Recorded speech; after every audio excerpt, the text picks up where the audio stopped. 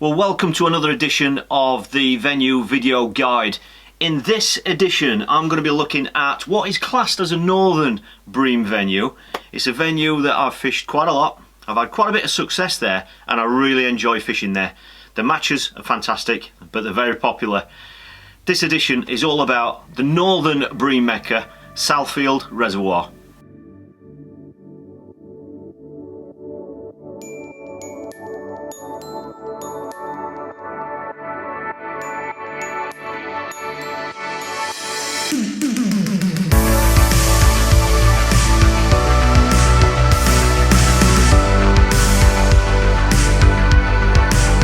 Well, Southfield Reservoir has become an extremely popular venue. It's not far from Thorn, which is near Doncaster, and it's a venue that's about 45 miles away from where I live. I fished there quite a lot, you know, it's one of the first venues that I started going to when I really got into my feeder fishing. The open matches there are absolutely fantastically run. They've got a great headquarters there as well, and the matches are run by Andy Renton and Mick Axon. They do a fantastic job, and it's got an incredibly strong following now with lots of regular anglers. And you know what is classed as one of the best bream venues in the country. This guide is just going to give you a little bit of a taster of the kind of kit, what the pegging's like, and what kind of baits you might be using if you're going to go and tackle this very, very large reservoir. Well, the venue is a day ticket water. It's actually controlled by Doncaster and District Anglers Association. The bailiff does come round and take ticket money off you, or I believe you can get a book for the year which will allow you to fish all of their waters. It really is one huge reservoir. I don't know what the actual size or the official size is, but it's at least a couple of 100 acres. But there is actually a split that runs through the reservoir which kind of splits it into the East Lake and the West Lake. Now, whilst I say it's a huge reservoir, pegging is only along one very small percentage of the actual reservoir. It has got permanent pegs, and the majority of them are platformed pegs as well, so they're very comfortable to fish from.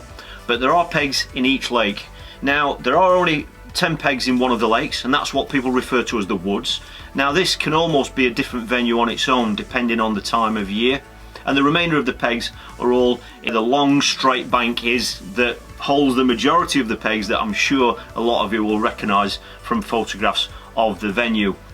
Now, whilst those pegs cover a lot of ground, the depths do not change. You know, it's pretty much that deep all over the reservoir, and that's what helps make it a venue that doesn't always have hot spots of where you want to draw, which is great in the open matches because it means when you draw your peg you don't know where the winner's going to come from.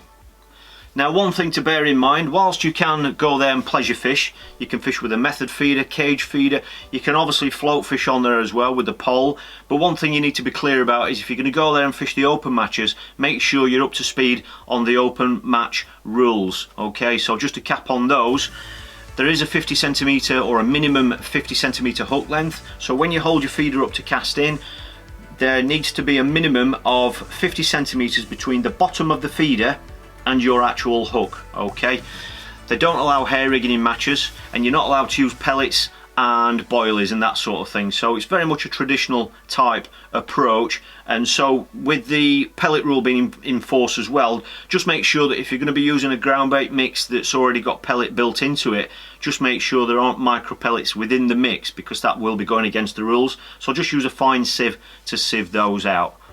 Now, as regards the approaches at the venue, it really is quite simple. It is known for being quite random sometimes, but that's part of the charm of the venue. You never really know where the winner's going to come from, and at any stage during the match the fish can rock up and you can have a fantastic day and just go and win the match literally in the last half an hour. Depending on the time of year, it depends how you might want to approach it. You know, in the summertime the fish can come quite close in, certainly if you're pleasure fishing. You know, I've seen people catching bream even within pole fishing range. But in the winter, when the water's colder and a little bit clearer, you tend to find that the fish stay further out into the reservoir. The two main, or probably most common lines that people fish are probably 30 metres and 50 metres. And obviously that can vary depending on the time of year. Now for targeting the 30-metre line, I love to use an 11-foot rod. I use the 3.3 metre XS Slim. That's perfect for that sort of range. And on the shorter line that line is, I like to fish that with a nice 4000, well, it's the Horizon 4000 reel, and I like to use mono on that particular line just because it's a little bit closer in, and we are targeting bream. And so I don't really want the harshness of braid when I'm fishing at such short range. So I use mono, just 6-pound Horizon mono, and that's fine for that line. Now the longer line at 50 metres, I like to fish with braid, okay, and because it's 50 metres I use a 12-foot rod. Alright, so I use the 3.6 metre XC class 60-gram version, which is ideal because you're only really going to be needing feeders of 30 to 40 gram if conditions allow. So I just use a 12-foot rod with a nice 5000 reel. I'm using the Horizon 5000, and that's with braid and a shock leader, and that's ideal for getting out to that 50-metre range.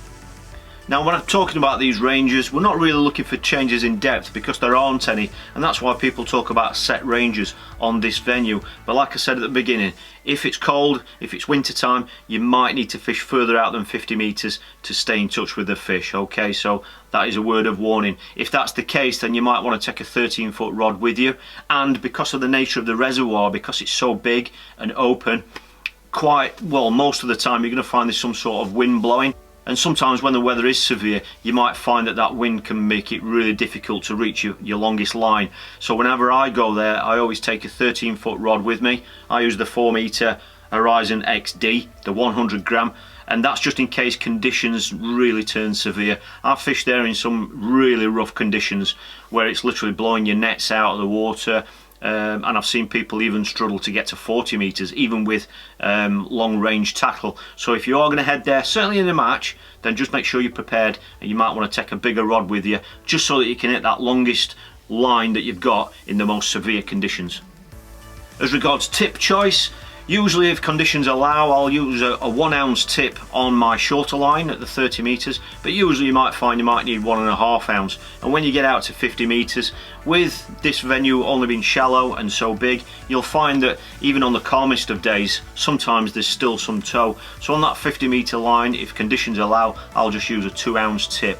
But like I said, if the conditions do deteriorate, and you need to still fish that longer line, don't be surprised if you have to step up your tip strength to probably 3 ounce. I've even fished in with a 4 ounce tip on this venue on that longest line when it's really been severe, so just be prepared for that. Now as regards terminal tackle, it's all about the cage feeder. Like I said, you can fish the method feeder if you're there just pleasure fishing, and I've done that and caught fish. So if you are pleasure fishing, you might want to have a go at that. But in matches, it's really all about some form of a cage feeder or a more traditional type rig. Now for me, the ideal feeder would be that. A nice little cage feeder, one with the weight on the side. That's all you need.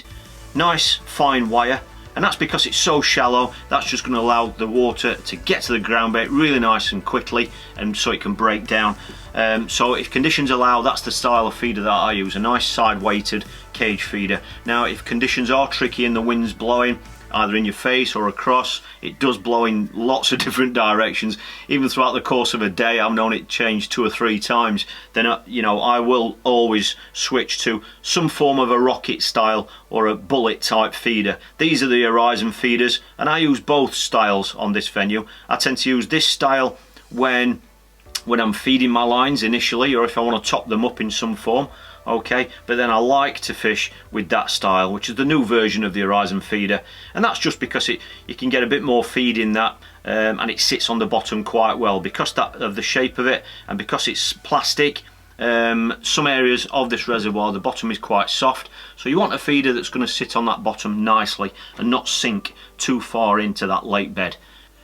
As regards hooks and lines, it's very, very rare to have snags as a problem. You know, there are probably 2 or 3 areas where there are reports of a mussel bed and 1 or 2 things, but generally on, you know, 99% of the pegs that you fish there aren't any snags there. It's a clean bottom, so you don't have to worry about fishing with tattle that might get cut off on any sort of features.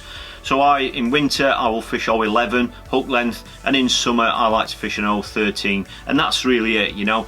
The fish in here, there aren't rogue carp. I have heard that there have been 1 or 2 carp caught, but I've been going there for 6, 7 years now, 8 years, and I haven't seen one. I've never hooked anything that I could have said was a carp. So it's all about skimmers and bream. Alright, so as you can imagine, with something like an 0.11 hook length, which depending on the brand breaks around £3, £3.5, then there's nothing in there that's really going to break you on that. Okay, in summer there can be 1 or 2 eels kicking about, which are big eels, but it's very, very rare. I think I've only ever caught 1, I think. So you're targeting bream. So just nice hook lengths like that, and then in winter I will fish a 16. But I'll gladly and quite frequently change up to a 14, but that depends on the hook bait that you're using.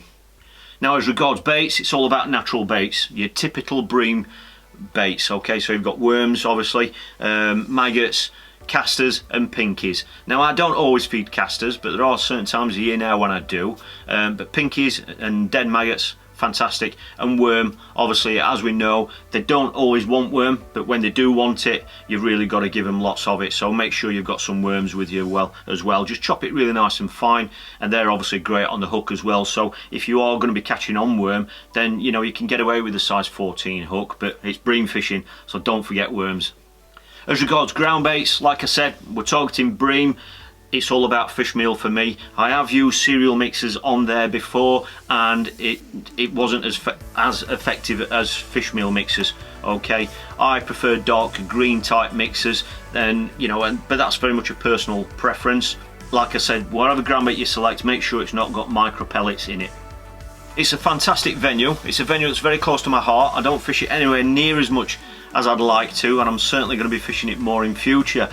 So I hope you've enjoyed this insight into this very popular venue. If you have fished it and you want to share any of your ideas or your experiences on there, please comment below so other viewers can learn from you. And if you've got any queries about the venue, then please comment below and I'll do my very best to help you out with that. I hope you've enjoyed this bit of an insight. If you'd like to see more video venue reviews, please give this a thumbs up, and don't forget to hit subscribe if you want to see more of them. And you might want to have a look at my coaching tuition style video membership channel just there, Patron TV. Thanks for watching. I look forward to seeing you all in the next video.